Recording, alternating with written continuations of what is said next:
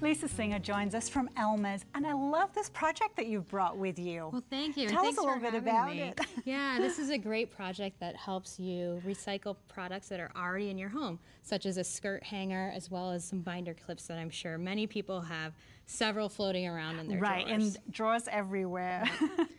So how did we get started with this? All right. It looks really easy to do. It actually is really easy. There's a few steps, so we'll go ahead and jump right in. We're going to use foam core to start, and you're going to want to cut 5 pieces of 4" by 4" squares. So we're going to use our cutting mat here. You always want to use a mat when you use a craft knife. And we've already got measurements on our mat, so we're just going to measure over 4 inches. So you're actually using the mat as a guide to line up your ruler, and so we don't need to get out the pencil and make marks and things like that. So it's also a time saver for you Oh, definitely. as well. And it's such a versatile surface, and it's lightweight. Yeah, it's really great and lightweight, especially because we're hanging it on ribbon here. So we've went ahead and made our cut. Okay. Just go ahead and set that aside. Alrighty. And then we're going to trim our photographs to size. Okay. Use my ruler again to line it up. And just lining it up with the edge of the photographs. Yep, correct. Just taking off the white space from when we printed the photos out.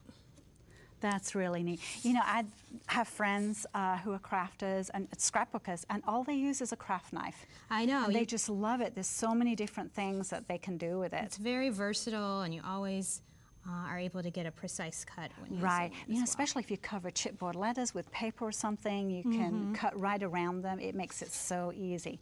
Well, do you want me to go ahead and cut the rest of those for you? Oh, sure, yeah. Okay. If you want to cut the others if you wanted loose. to start gluing, Sure, maybe? sure. We're going to take our 4" by 4" squares that we use, and we're going to use a glue applicator. So I'm just going to press down to give me a spot of glue on the back of the photographs here. And just center those on the foam board. Yep, you just center them right up. There we go. It's great because it's pretty quick and easy to use too. So right, and the foam board, it's got paper on both sides of it, right? So it's easy to adhere things to it as well. Exactly. So and these glue dots are pretty adhesive, so you can get a really good bond when you're working quickly. So you only need a couple on each side. Okay. So once you get that complete, you're going to want to use a tacky glue to adhere your wood frames onto the foam core. Okay. Now these also come from basically a craft store, and it's wood and the felt is already on there and everything. They just come like that? Yep, they're prefabricated, so you can just take the design as is, which is also another great time saver, and you're just going to want to spread a thin, even application of the glue on the back. Okay. Now you're using a thicker glue for this, right? Because this is wood that we're adhering to the paper. Right. Oh, that's so cute. There we go. Press that down so it stays in place. Uh-huh. Would you like to do one while I finish up the other one here? All righty. You're going to share that glue with me, right? Yes, I am.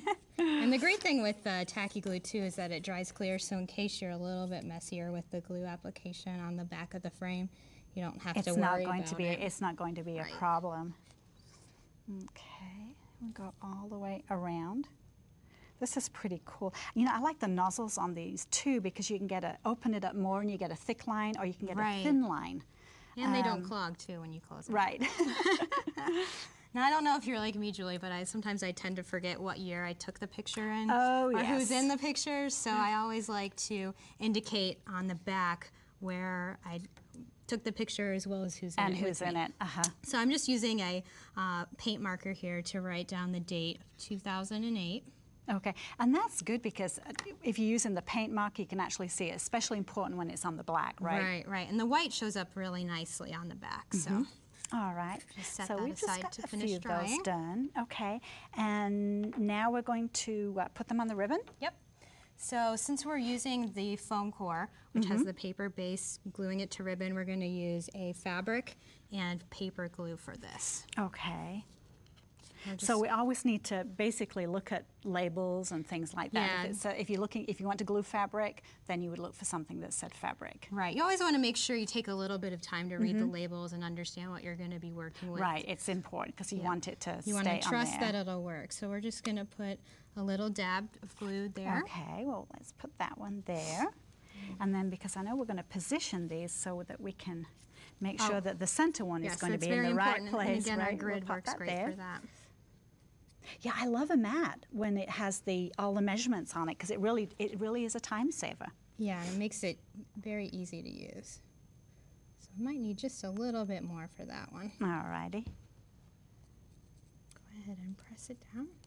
Okay. And then I always like to embellish my pieces to give them a little bit more character. You need to jazz it up just that little bit more, right? We're going to use a little bit more of the fabric and paper craft glue and put a little more dot down here. Oops. We're just going to put the first little floral and piece again, down. it's a silk flower, so you're gluing fabric to fabric. Correct. Right? Now, if you're gluing wood to paper, for example, you probably would want a glue that has a little bit of extra strength. Is that right? Right, or extra tack. Extra tack, right? Because the wood is the most important thing to glue. Right, and you don't want your piece to fall apart when you use it. Okay, So. and then all we do is add a little jewel to the gemstone. center.